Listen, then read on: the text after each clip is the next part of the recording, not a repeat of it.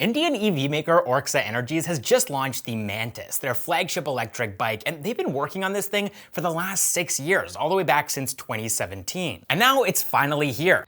I am a predator unchained. I am a predator engineer. I am the ultimate street predator. Mantis. The company opened pre-bookings on the 21st of November, 2023, and the first 1,000 customers are going to be able to pre-book it for just 10,000 rupees, after which the number will go up to 25,000 rupees. However, the price for the bike is pretty steep at 3.6 lakh rupees, and the company will start delivering them in Bengaluru from April 2024. Now, talking a little bit about the Mantis here, it has a top speed of 135 kilometers per hour and can cover up to 221 kilometers on a single charge, and it comes with both standard and blitz charging. So standard charging takes 5 hours to reach 80%, and blitz charging takes half that time.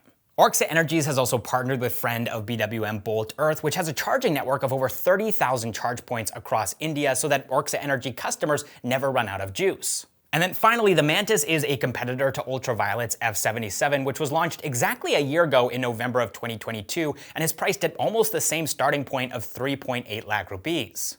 Now, moving on to the next news item here, but continuing to talk about EVs, Ather Energy is now planning on launching an affordable electric scooter designed for families. In other words, this scooter is probably going to be bigger, lower to the ground, and more affordable than their existing 450X and 450S options. They're planning on launching this scooter at some point in early 2024, and we don't yet know the price, but if it's priced competitively in the same price range as the Ola S1, then Ather could end up becoming a direct competitor to that company. In 2022, Ola Electric sold more than 2 times the number of electric scooters than Ather Energy, but Ather could be gearing up to go after the same mass market as Ola to improve their sales and also close that gap, but they wouldn't be letting go of their premiumness because they're also launching another iteration of the 450 series next year as well. Alright, next up in the news, Bhavesh Agrawal recently posted on X that Ola is collaborating with ONDC.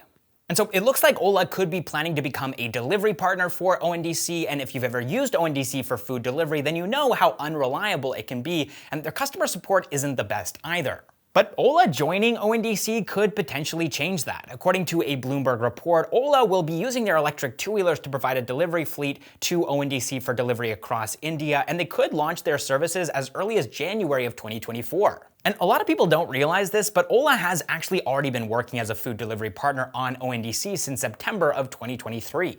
Now though, this approach will definitely be enhanced by the fact that they're going to be using their own electric scooters for this delivery business, and they might also be trying to drive their EV business by selling them to their own delivery partners by offering lucrative financing deals the same way that they did when they were trying to build their cabs business back in the day. And Ola seems pretty confident that this is going to work. That's probably one of the reasons why they've started preparing now for their IPO, and just recently, Ola Electric actually converted itself from a private company in terms of its registry to a public company. Now, this might be confusing, but this is actually something that every company needs to do before they actually go public and have their IPO. So by that time, when they go public, Ola will want to have a solid on-ground presence in their logistics business, and this partnership with ONDC will definitely help them to achieve this goal and make their IPO much more lucrative for their investors.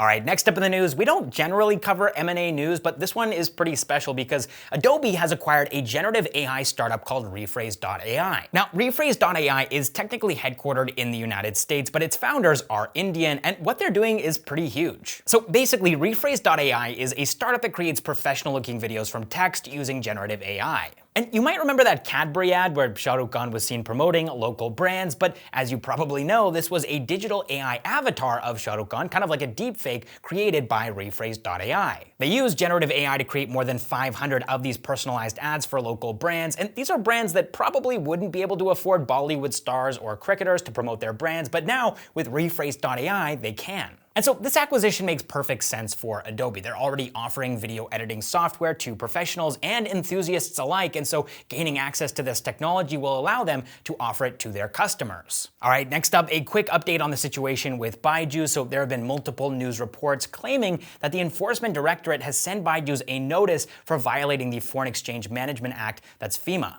Byju's has been asked to pay more than 9,000 crore rupees in fines for allegedly violating multiple FEMA rules, but Byju's has denied all of these reports and claimed that they have not received any such notice from the Enforcement Directorate. In fact, they even shared a letter from their law firm with the Mint which says that their due diligence found no FEMA violations at Byju's. However, that same Mint report claimed that the Enforcement Directorate confirmed that they had in fact sent Byju's a show cause notice, and the ED had also put out a tweet confirming the same. Alright, next up in the news, let's take a look at Mamaearth. So after a very dull IPO listing, Mamaearth's stock price has gone up by almost 30%. But why did this happen? Well, it's because of their strong growth in Q2 of FY24. So their revenue grew from 410 crore rupees in Q2 of FY23 to 496 crore rupees in Q2 of FY24, and their net profit grew by almost 100% during that same period, from just 15.2 crore rupees in Q2 of FY23 to 29.4 crore rupees in Q2 of FY24.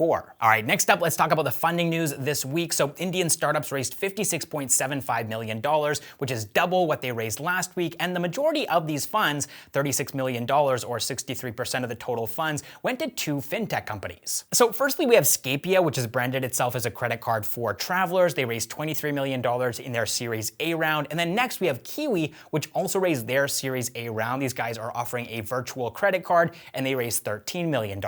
Then we have electric mobility startup Buzz Bikes, and they offer their electric scooters to e-commerce companies and food delivery platforms on a subscription basis, and they raised $8 million in their Series A round. And then finally we have Vama, which lets their users perform online pujas and also offers astrology services. They raised $1.5 million in their seed round. Alright, that is all the startup news that I have for you guys this week. Sorry the acoustics weren't quite as good this week. Next week I'll be back in the same place, so they should be a little bit better. But either way, thanks so much for watching, and I will see you in the next one.